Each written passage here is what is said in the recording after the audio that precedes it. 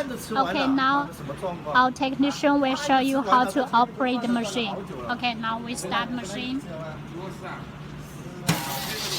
And one zipper will go through here and come out. Here, please be noted that this machine is suitable for uncoiling the long chain zipper and the zipper tab. But for long chain zipper and zipper tab, it should come through different positions.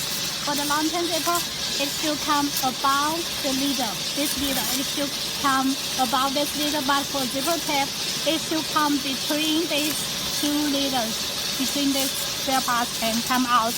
And the function of this spare part is to indicate the machine when the machine has run out of the long-chain zipper or zipper tape.